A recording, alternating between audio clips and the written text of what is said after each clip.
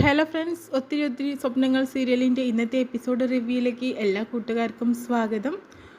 അങ്ങനെ തന്നെ വർഷയ്ക്ക് ആക്സിഡൻറ്റ് സംഭവിക്കാട്ടോ ചെയ്യുന്നത്. ആ സമയത്ത് വിവേക് അവിടെ ഇരുന്നിട്ട് വർഷയെക്കുറിച്ചുള്ള ഓർമ്മകളിലൂടെ ഇരിക്കുകയാണ് കേട്ടോ. വളരെയധികം വിഷമത്തിലാണ് വിവേക്. കാരണം അവൻ ഒരുപാട് ആഗ്രഹിച്ച ഒരു ദിവസമാണെന്ന്.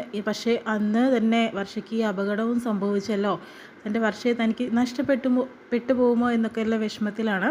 പിന്നെ അഭിയാണെങ്കിൽ അവിടെ ഇരുന്ന് ആലോചിക്കുകയാണ്. ആ വർഷ ഓടിയ സമയത്ത് കൂടെ വിവേകും ശ്രീനാഥും ഉണ്ടായിരുന്നല്ലോ. അപ്പോൾ പിന്നെ അവർക്കറിയാമായിരിക്കുമല്ലോ വർഷ എന്തുകൊണ്ടാണ് ഓടിയതെന്ന്. അങ്ങനെ ശിവയോടും മഞ്ജുവിനോടും ചെന്ന് പറയുന്നുണ്ട്. വർഷ അവിടെ നിന്ന് നിലവിളിച്ച് ഓടിയ സമയത്ത് വിവേകും ശ്രീയും കൂടി പുറകെ ഉണ്ടായിരുന്നു എന്ന് പറയുന്നു.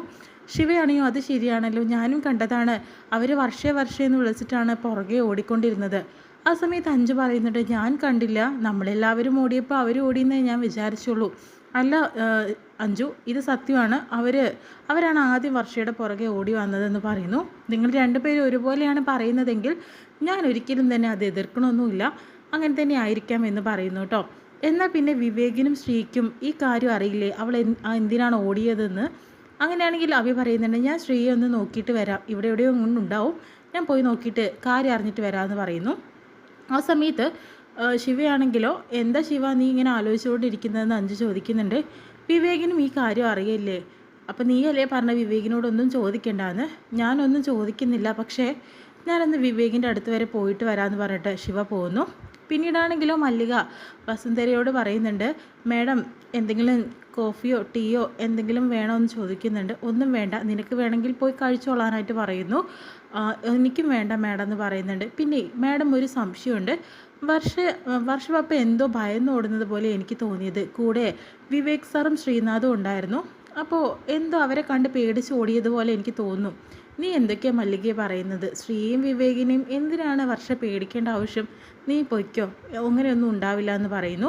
പക്ഷേ വസുന്ധര അവിടെ ഇരുന്ന് ആലോചിക്കുന്നുണ്ട്. മല്ലിക പറഞ്ഞതിൽ കുറച്ച് കാര്യങ്ങളുണ്ട്. അതായത് അത്ര നേരം സന്തോഷമായിരുന്ന ആ കുട്ടി ശ്രീയുടെ അടുത്തേക്ക് പോയിട്ട് ആ ദക്ഷിണ കൊടുക്കാനായിട്ട് പോയ സമയത്താണ് ഈ പ്രശ്നങ്ങളൊക്കെ ഉണ്ടായിട്ടുണ്ടായിരുന്നത്. അവിടെ വെച്ച് എന്തോ ഒന്ന് സംഭവിച്ചിട്ടുണ്ട്. അത് അങ്ങനെയാണെങ്കിൽ വിവേകിന് ആ കാര്യം അറിയുണ്ടാവുമല്ലോ എന്നൊരു ആലോചനയിൽ നിൽക്കുകയാണ് കേട്ടോ വസുന്ധര. പിന്നെയാണെങ്കിലോ ശ്രീനാഥാണെങ്കിലോ നന്നായിട്ട് മദ്യപിച്ച് ലെവലും ഇല്ലാണ്ടാണ് കേട്ടോ വന്നിരിക്കുന്നത്. അങ്ങനെ ഓട്ടോക്കാരനോട് പൈസ കൊടുക്കുന്നൊക്കെ ഉണ്ട് കേട്ടോ. എന്നിട്ട് പോകുന്നു. ഇയാളൊക്കെ എന്താണ് ഇങ്ങനെ നടക്കുന്നതെന്ന് അയാളും ചോദിക്കുന്നു. അതിനുശേഷം തന്നെ വിവേകാണെങ്കിലോ പുറത്തിരുന്നിട്ട് ഒരുപാട് ആലോചിക്കുന്നുണ്ട്. ആ സമയത്ത് ശിവ വരുന്നുണ്ട്. വിവേക് എന്ന് വിളിച്ചിട്ട് എന്താ ശിവ എന്ന് ചോദിക്കുന്നുണ്ട്. വർഷയ്ക്കൊന്നും കുഴപ്പമൊന്നും ഉണ്ടാവില്ല വിവേക്, ഇങ്ങനെ ടെൻഷൻ അടിച്ചുകൊണ്ടിരുന്ന എങ്ങനെയും കാര്യം നടക്കുമെന്ന് ചോദിക്കുന്നു കേട്ടോ. പിന്നെ ഞാനൊരു കാര്യം വിവേകിനോട് ചോദിക്കട്ടെ. അതിൻ്റെ അടുത്തേക്ക് പോന്നിരിക്കുകയായിരുന്നു വർഷ. അതായത് ദക്ഷിണ കൊടുക്കണം, ശ്രീയുടെ അനുഗ്രഹം വാങ്ങിക്കണം എന്ന് പറഞ്ഞിട്ട്. പക്ഷേ അവിടുന്ന് അതുവരെ സന്തോഷമായിരുന്നവൾ അവിടുന്ന് വന്നതിന് ശേഷം വളരെ ദുഃഖത്തിൽ ഓടുന്നതാണ് ഞങ്ങൾ കണ്ടത്. വിവേകും പുറകെ ഉണ്ടായിരുന്നല്ലോ, എന്തെങ്കിലും ഉണ്ടോ, വിവേകിന് അറിയുമെന്ന് ചോദിക്കുന്നുണ്ട്. എനിക്കത് അറിയില്ല എന്ന് വിവേക് പറയുന്നുണ്ട്. വർഷ ഓടുന്നത് കണ്ട് ഞാൻ പുറകെ ഓടിയതാ കരഞ്ഞിട്ട്. നിങ്ങളുടെ അടുത്തു നിന്നാണ് അവൾ ഓടുന്നത് ഞാൻ കരുതിയത്.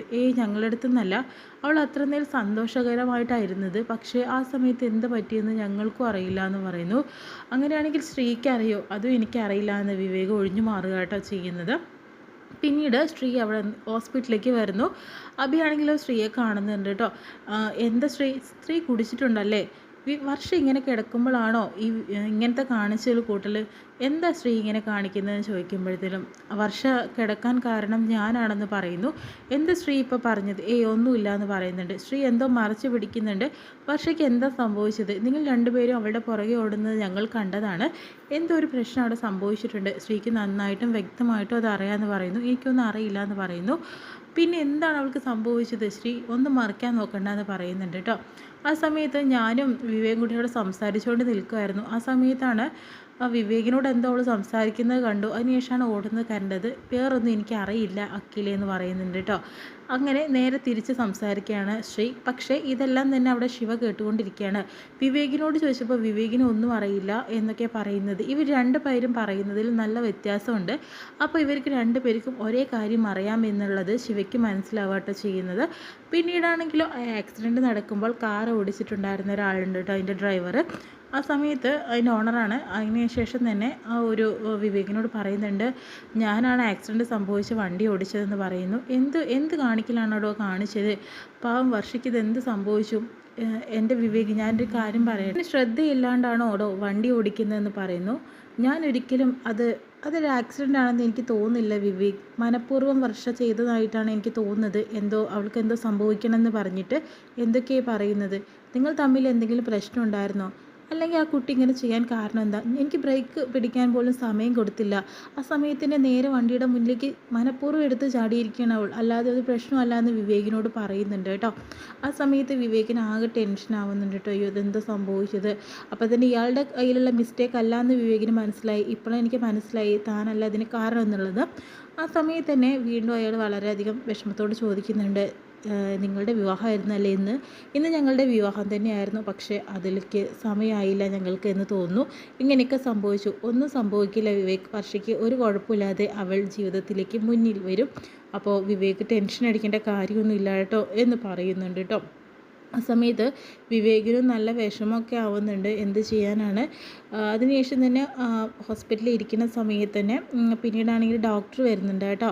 അതായത് വർഷയുടെ പേരൻസ് എവിടെയെന്ന് ചോദിക്കുന്നു. അപ്പോൾ എല്ലാവരും വന്ന് നിൽക്കുന്നു. ആ സർജൻ സംസാരിക്കുന്നുണ്ട്. ഓപ്പറേഷൻ സക്സസ് ആയിരുന്നു കേട്ടോ എന്ന് പറയുന്നുണ്ട്. അപ്പോൾ എല്ലാവർക്കും ഒരു സമാധാനം. പക്ഷേ ഒരു 48 മണിക്കൂറാവാതെ ഒന്നും പറയാനായിട്ട് പറ്റില്ല. കാരണം തലയ്ക്ക് നല്ല പരിക്കേറ്റിട്ടുണ്ട്.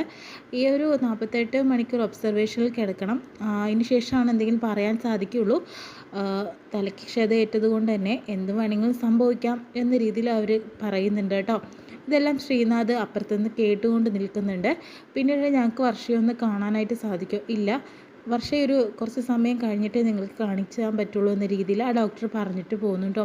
ഇവരുടെ മനസ്സിൽ വീണ്ടും സമാധാനക്കേടായി തുടങ്ങിയിട്ടുണ്ട് കേട്ടോ.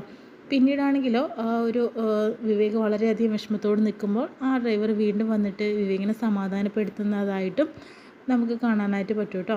അതിനുശേഷം തന്നെ പിന്നീട് എന്താ സംഭവിച്ചതെന്ന് വെച്ചിട്ടുണ്ടെങ്കിൽ വസുന്ധരയോട് പറയുന്നുണ്ട്, മമ്മി ഇനി ഞാനിവിടെ നിന്നോളാം, മമ്മി ചെല്ല്, വീട്ടിലേക്ക് പോകും. കാരണം അവിടെ ഒരുപാട് പേര് വെയിറ്റ് ചെയ്ത് നിൽക്കല്ലേ, അവർക്ക് എന്താ വിവരം എന്നറിയാതെ. മമ്മി പോയതിന് ശേഷം തന്നെ അവരെയൊക്കെ ഒന്ന് പറഞ്ഞയച്ച് വിടെന്ന് പറയുന്നു. മല്ലികയും കൊണ്ടുപോയിക്കോ, ഞാൻ ഇവിടുന്ന് പോകുന്നില്ലടാ. അങ്ങനെ പറഞ്ഞിട്ട് കാര്യമല്ല, മമ്മി പൊക്കോളാനായിട്ട് പറയുന്നു കേട്ടോ. ആ സമയത്ത് എന്തെങ്കിലും ഉണ്ടെങ്കിൽ നീ എന്നെ അറിയിക്കില്ലടാ എന്ന് പറയുന്നുണ്ട്. തീർച്ചയായും നിന്നെ അറിയിക്കും ഞാൻ. എന്തായാലും മമ്മി എന്തായാലും ചെല്ലാനായിട്ട് നോക്കാനായിട്ട് പറയുന്നു കേട്ടോ. ആ സമയത്ത് നല്ല സങ്കടത്തോടു കൂടി വസുന്ധരയും നമ്മുടെ മല്ലികാക്കയും കൂടിയും പോകുന്നു കേട്ടോ. പിന്നീട് ആകെ വിഷമത്തിലും തളർന്നിട്ടും വിവേക് അവിടെ തന്നെ ഇരിക്കുന്നുണ്ട് വർഷയുടെ ഓർമ്മകളായിട്ട്. വർഷയ്ക്ക് ഇനി എന്ത് സംഭവിക്കും, അവൾക്ക് എന്തായിരിക്കും സംഭവിക്കാൻ പോകുന്നത്, ഇനി അവൾക്ക് എന്തെങ്കിലും ഓർമ്മയുണ്ടാവോ ഇല്ലയോ എന്നൊക്കെ പല ചിന്തകളിലാണ് കേട്ടോ വിവേക്. തകർന്ന മനസ്സിലിരിക്കുകയാണ് കേട്ടോ. ഇത്രയും കാണിച്ചുകൊണ്ടാണ് ഇന്നത്തെ എപ്പിസോഡ് വിശേഷം കഴിയുന്നത്.